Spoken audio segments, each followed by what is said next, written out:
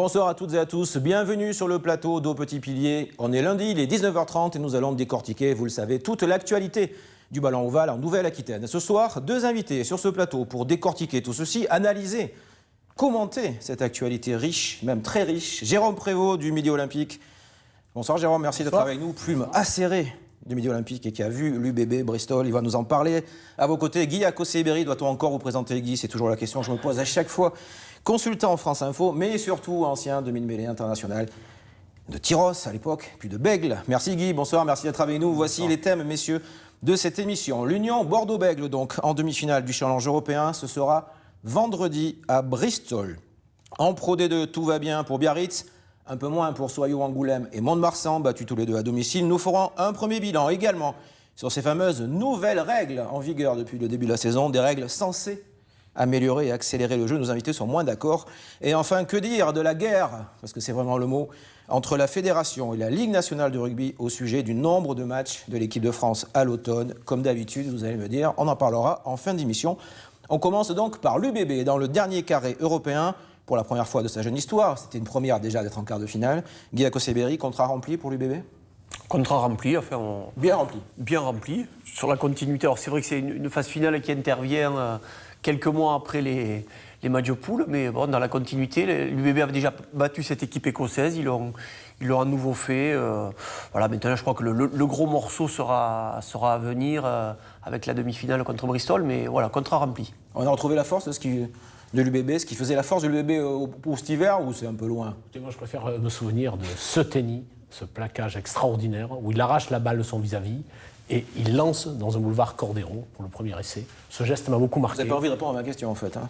C'est bien de parler des individualités, j'allais vous en parler après, mais juste globalement, est-ce qu'on a retrouvé l'UBB consistante et aussi forte que cet hiver? On ne peut pas vraiment comparer. Merci. Christophe Urios a toujours dit que ce mois de septembre n'est pas la continuité directe du mois de mars. Et surtout, l'UBB rencontrait une équipe qui était beaucoup plus affûtée physiquement. Donc, il s'attendait à souffrir en fin de match, c'est arrivé, mais l'essentiel a été préservé. L'UBB a souffert, mais l'UBB s'est qualifié. Jérôme parlait un instant, je chambrais un petit peu des individualités. Il y a eu ce tennis, il y a eu Cordero, il y a eu un gros pack aussi devant. Oui, je crois que ça va être la marque de fabrique du cru UBB 2020-2021. Je crois que Christophe Urios a épaissi le paquet, a recruté du lourd, comme on dit. Toutes les lignes sont doublées, voire triplées. Donc je pense que Christophe va mettre l'accent sur ce secteur. Et voilà, déjà sur ce match-là, ça a bien fonctionné, ça va continuer à bien fonctionner. Mathieu Jalibert disait à l'issue de la rencontre qu'il y avait une première mi-temps, en tout cas une première demi-heure de très haut niveau, de la part du UBB. Je le pense, oui, c'était magnifique à voir. Bordeaux avait la maîtrise complète du match. Et j'y ai manqué un essai, c'est vrai. S'il y avait eu 3 essais à 0, je pense qu'on n'aurait pas tremblé en fin de match. Non, l'entame de match était magnifique. Mais l'UBB est en demi, vous en parlez Guy à un instant. Ça sera vendredi soir à Bristol face à Semi Radradra, entre autres. Gros match, oui, forcément, c'est une demi-finale. La pression ne sera pas sur les épaules des Girondins cette fois. Non, c'est un déplacement. Enfin, autant l'UBB avait une position de favori sur ce match contre Édimbourg, autant là à Bristol, avec le recrutement que Bristol a effectué à l'intersaison, Bristol est favori pour cette demi-finale et Bristol est favori pour gagner le challenge européen. Donc l'UBB doit y aller avec ses armes. C'est une vraie conviction qu'une demi-finale, ça se joue et ça peut se gagner même chez l'adversaire. Et parce qu'après, ça peut ouvrir les portes d'une finale et surtout d'un titre. Donc gros match en perspective et je pense que ce match doit être très intéressant. Les hommes de Rios peuvent s'imposer à Bristol, Jérôme, vous les voyez ou pas s'imposer? Oui, quand même, une équipe qui a Jalibert ou qui a Marais Tanceran n'a jamais perdu d'avance. Voilà mon credo. Vous avez tout dit une fois que vous avez dit ça, sur les bébés. C'est vrai que ce sont des joueurs d'expérience. Sur les individualités. Oui, en ce moment, il est très individualité. Mais c'est vrai qu'il y a de tout dans ce groupe, non, pour aller loin. De tout, et par les deux joueurs que nomme Jérôme sont vraiment... un derrière et l'autre devant, des joueurs, moi je suis tout à fait d'accord avec lui, exceptionnels. Jean Marais, puis ça fait plusieurs saisons que... Il a été absent, je crois que c'est l'an dernier, ou un petit peu, il a été longuement absent, il est revenu au genou, je crois, oui. C'est une poutre du pack, la poutre. Vraiment, une vraie force. Il n'y a pas que, bien sûr, j'ai eu envie de les citer, là, pour ce qu'ils amènent. Ça va se jouer comment, cette demi-finale? Ça, c'est une question à la bête, je sais, pour pas dire autre chose, mais ça se joue comment, une demi, en fait? D'empêcher, si c'est possible, Bristol d'enchaîner On va surveiller Radradra, on en a déjà beaucoup parlé. Il n'y a pas que lui. Ouais. Il y a une troisième ligne, Earl, qui a 2 sélections pour l'Angleterre, qui est prêté par les Saracens. oulala, je l'ai trouvé très très fort. Comment on gagne cette demi-finale quand on est du côté de l'UBB? C'est facile à dire pour moi, évidemment, oui, mais je pose la question à vous, l'ancien joueur de haut niveau aussi. On imagine que Bristol va vouloir faire le jeu, que Bristol va vouloir, comme le dit Jérôme, accélérer, mettre du volume, parce que Bristol a dans ses rangs quelques joueurs exceptionnels comme Semir Adrada, que l'on connaît bien. Donc l'UBB doit surtout aborder ce match avec beaucoup de conviction, une énorme défense, une conquête de qualité, et puis après faire confiance à ses individualités comme Mathieu Jalibert, comme Cordero. Voilà, je pense que Max Lucas sera peut-être aussi... il va retrouver je dirais son terrain de jeu, et voilà, ce sont ces joueurs-là qui peuvent après faire la différence et nous faire gagner. L'UBB est suffisamment armé, donc on a bien compris, messieurs, pour se qualifier pour la finale et pour battre Bristol. Demi-finale du Challenge européen. Bristol, Bordeaux-Bègles, c'est vendredi soir, 20h45, me semble-t-il, heure française. La Pro D2, parce qu'il n'y a pas que la Coupe d'Europe et le Top 14 dans la vie. Du rugby en Nouvelle-Aquitaine, Biarritz. Alors Biarritz, on va quand même commencer par parler de Biarritz, c'est quand même un exploit. Alors pas de battre Béziers, qui avait tout perdu, mais de gagner à 15 contre 13, en tout cas à 13 contre 15 pendant 10 minutes. Non, mais alors, ce match. Ça dénote quoi, la force mentale d'un groupe? Oui, sans doute. Et puis, bon, Béziers, avec tout ce qui est arrivé à l'intersaison, n'est pas exactement un cador de la Pro D2 qui s'annonce. 15 contre 13. Voilà. Mais moi, j'ai bien aimé cette fin, là, ce dernier ballon groupé pénétrant ça vous a de plu, Béziers. L'apôtre du jeu d'avant, Jérôme Prévost. Le jeu au large, il n'a pas. Les Biarros qui ont résisté, et cette dernière pénalité de Bosch, enfin moi j'ai trouvé ça très bon. Mais il y a eu des actions brillantes. Artru, je crois, cet ailier, a fait un petit festival, là, j'ai ça en mémoire, là.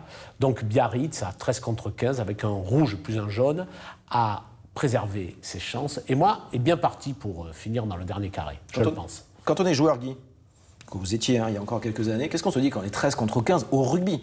C'est-à-dire qu'il manque quand même 2 mecs sur le terrain. Alors vous allez me dire au foot 9 contre 11 c'est compliqué, mais au rugby où il y a le défi, où il y a les courses, il y a les espaces, qu'est-ce qu'on se dit quand on est comme ça en infériorité numérique?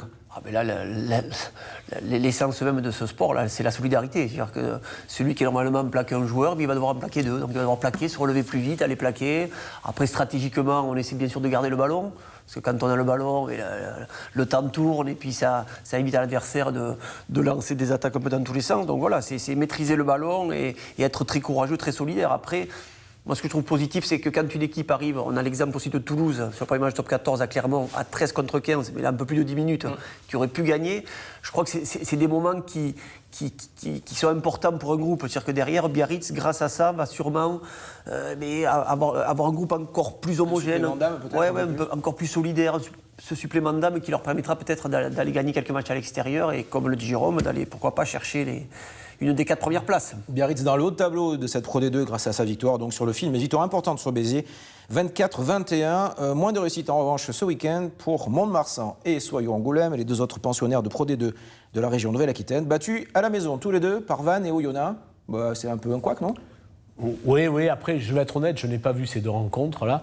C'est 2 pensionnaires sérieux. Oyonnax prendre un avertissement, Jérôme, si vous regardez pas les rencontres. Oyonnax sera dans le dernier carré, je le crois aussi. Oui, c'est solide, Oyonnax, plus sérieusement. C'est solide. Voilà, c'est pas une contre-performance si désastreuse que ça.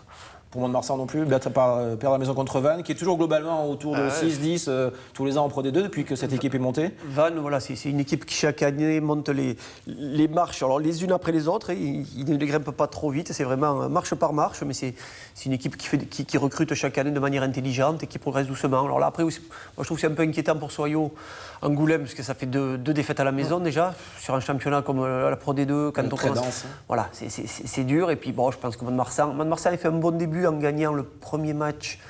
Un premier match contre... Oui, à la maison. Le match qui a été décalé de 2 journées, je crois que c'était Béziers d'ailleurs, me semble-t-il. Oui, contre Béziers, je pense. Et donc voilà, pour Mont-de-Marsan aussi, il ne faut pas perdre trop de matchs à la maison. Construire, grandir et repartir, comme tweetait l'ailier du Stade Montois, Cabane. Ils vont repartir, c'est Montois, Jérôme? Oui, moi je les vois 7e. Comme ça, vous nous annoncez ça comme ça le 20 septembre. C'est ça. 21 septembre. 7e aussi, Mont-de-Marsan, pas loin du top 6, c'est ça. Il y a eu beaucoup de changements. Après, moi, je connais très bien le nouveau manager qui était l'ancien préparateur physique, Patrick Millet, qui est un Tyrossais. Donc c'est quelqu'un qui Salut les enfants de Tyros. Voilà, c'est quelqu'un qui a beaucoup de valeurs, surtout des valeurs de ce sport. Et donc il saura trouver les bons mots pour que le groupe soit présent toute l'année. Après, je suis un peu inquiet par rapport à l'effectif. Est-ce que l'effectif sera suffisant? Voilà, ça, Rendez-vous lors du prochain match. On en reparlera bien évidemment de la Pro D2 sur ce plateau du Petit Pilier. Le troisième débat du soir. Alors là, ça va se muscler un peu. Les fameuses nouvelles règles instaurées cette saison par la World Rugby. C'est alors un petit peu partout, hein. Uniforme. Alors on ne va pas les détailler parce qu'il y en a quelques-unes. Notamment, elles concernent la zone du plaquage. Alors autour du plaqueur, il faut plaquer comme il y a le ballon. C'est censé accélérer le jeu. Je dis bien censé parce que c'était la volonté générale. On a l'impression que c'est un joyeux bazar pour rester poli. Non ? J'ai beaucoup de mal à m'exprimer là-dessus. Allez-y. J'ai pas compris grand-chose. Je l'avoue, et je me mets à la place d'un gars, enfin d'un homme ou d'une femme qui découvre le rugby. Je me demande comment il peut réagir quand il voit ses coups de sifflet, dès qu'il y a un regroupement. Un coup, je siffle pour l'équipe qui a le ballon, un coup pour celle qui l'a pas. C'est un peu le talon d'Achille de notre sport. C'est la tête du client un peu l'arbitrage ? Non, quand même pas. Non, je pense alors, moi par contre, j'ai beaucoup de mal aussi avec ces nouvelles règles, pourtant je les ai lues. J'ai regardé les premiers matchs, et d'un match à l'autre, j'ai l'impression que, enfin, au moins sur le top 14, nos arbitres n'arbitrent pas de la même façon une même phase de jeu. Donc c'est là que c'est déroutant. Et donc je l'imagine pour un joueur. À côté de ça, j'ai vu quelques matchs de l'hémisphère sud, là, le championnat néo-zélandais, le championnat australien, où c'est beaucoup plus clair, où l'arbitre même fait beaucoup de prévention dans cette zone-là, alors que chez nous, je trouve que les arbitres sont dans une rigueur, là, ils se prennent très au sérieux. Ça vous plaît pas ? Ah non, ça me plaît pas. Ça me plaît pas. Ça s'entend. Et franchement, je trouve que du coup, ils sifflent beaucoup, parce que les joueurs ne le font pas volontairement. Je pense que les joueurs ne savent pas exactement ce que veut l'arbitre. Donc il y a beaucoup de coups de sifflet. Seule solution, jouer comme le Racing et Toulouse, jouer debout. Grégory Aldrit, le Rochelet notamment était monté au créneau, Christophe Furios aussi. Grégory Aldrit qui dit que les nouvelles règles ne favorisent pas le jeu. C'était censé être la volonté de base quand même. Ouais, accélérer le jeu. J'ai du mal à comprendre parfois la volonté du législateur. Ça se retourne souvent contre lui, il y a des contre-effets. Ça va trop vite pour moi. C'est pas propre au rugby. On parle que de rugby. Non, mais effets pervers, voilà. Moi, je reste sur mon idée sur que l'arbitre soit dans le jeu, se fonde dans le jeu, et qu'il soit plus dans la prévention que dans la sanction. Là, on sent que chez nous, dans le top 14, nos arbitres, pas tous, mais la majorité de nos arbitres français sont là pour trouver la faute, la sanctionner. Est-ce qu'il ne faut pas juste un peu de temps, peut-être, pour que tout le monde assimile ces nouvelles règles ? Christophe Furios, entre autres, le disait la semaine dernière, il faut du temps pour qu'on comprenne, que ça s'assimile. Ça a été comme ça dans l'hémisphère sud aussi, ils ont eu besoin de quelques matchs avant de s'habituer. Bien sûr, ça, je suis entièrement d'accord, mais après, sur le comportement de certains arbitres, je ne suis pas sûr qu'ils aient envie de faire la prévention. Mathieu Jalibert disait encore ce week-end, après la victoire contre Édimbourg, qu'il y a une différence d'arbitrage flagrante entre le top 14 et le niveau européen. Il ne critiquait pas l'arbitrage, il disait qu'il y a une différence d'arbitrage. Alors ça a toujours existé. C'est une sensation, un feeling ? Ça a toujours existé, c'est ce que disent tous les entraîneurs. Et là, il avait l'air de dire que c'est moins strict au niveau européen qu'au niveau français. Oui, en France, ça siffle beaucoup, et pas là. En tout cas, pas sur le match de samedi.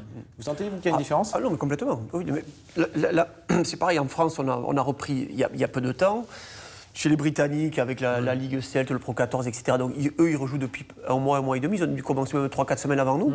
Donc, les arbitres aussi ont d'autres repères. Et puis, nous, en France, c'est systématique. Dès qu'il y a une nouvelle règle, nos arbitres ne se concentrent que sur cette nouvelle règle, ne regardent que cette nouvelle règle, et donc sifflent à corps perdu tout le match. Et nous, je ne vais pas dire nous bousillent, mais nous... Un peu, quand même. Un peu. Nous bousillent un peu On a bien compris. pas mal de matchs. Alors, comme je disais, après des équipes comme le Racing et Toulouse, qui sont peut-être mieux armées en ce moment, sur ce début de saison, qui sont peut-être plus intelligentes, ils jouent un maximum debout, donc ne passent pas par ce jeu au sol qui est sanctionné. Et donc les matchs sont plus agréables pour l'instant à regarder quand on voit le Racing ou Toulouse. Le message est passé. J'espère. Le dernier débat du soir, il ne va pas apaiser les tensions, bien évidemment, dans le monde du rugby. Alors, et voilà, c'est la saison, c'est le traditionnel combat, parce qu'il faut l'appeler comme ça, ou la guerre, je ne sais pas, ou le conflit, on va rester mesuré, les tensions en tout cas très fortes, entre les clubs pro et la Ligue nationale et la fédération de l'autre, au sujet des matchs de l'équipe de France à l'automne. Alors, le Covid et le calendrier décalé n'a effectivement pas aidé les choses, mais tout de même, aujourd'hui, on se menace d'aller en justice. Quel spectacle, quoi. Déplorable un peu ? Combat de coq. Oui, bon, mais vraiment de coq. Non, est-ce que, franchement, l'image renvoyée aujourd'hui, on va parler du fond après, mais la forme, franchement, quoi. Oh, faut pas exagérer, non, c'est le fond qui est plus important, la forme, elle n'est pas si... On est menacé d'aller en justice pour... Oui. C'est la vie, non ? C'est la vie. Oui, mais moi, ça me dérange sur la forme, puisque quand on a récupéré l'organisation de la Coupe du Monde 2023, tout le monde disait, voilà, puis là, on va tous se mettre autour de la table, on va trouver la solution pour être champion du monde en 2023, parce que 2023 va vite arriver. C'est dans 3 ans. Et ça, on l'a su il y a un an et demi ou 2 ans maximum, qu'on aurait la Coupe du Monde. Et j'ai l'impression qu'en fait, on n'a fait que parler, mais que rien ne bouge. Et au contraire, on rentre de plus en plus dans des guéguerres. Et tout ça, c'est du temps que l'on perd en vue de 2023. C'est-à-dire si on continue à perdre du temps, à se chacailler, à batailler pour... chacun pour son petit précaré, l'équipe de France ne sera jamais championne du monde en 2023. Là, l'enjeu, en tout cas, c'est le nombre de matchs de l'équipe de France qu'elle va jouer à l'automne, en octobre, en novembre, les suites du tournoi, etc. 5, 6 matchs. Est-ce que vous comprenez la position des deux côtés ou pas? Moi, je comprends un peu les clubs quand même, parce que les clubs, c'est eux qui payent. Ceux qui payent les joueurs. Et Toujours, c'est comme ça, parce que ça fait, je regarde des archives, ça fait 10 ans que c'est le bazar entre la Fédération et la Ligue globalement. Hein. Ouais, alors vous savez de quoi ça vient tout ça. C'est à la différence du foot, on ne peut pas jouer 2 fois par semaine en rugby. C'est ça le problème. Et c'est aussi le problème de la polémique, parce que ce championnat d'élite à 14 qu'on a voulu, son inconvénient, c'est qu'il vous donne 26 journées, un championnat interminable.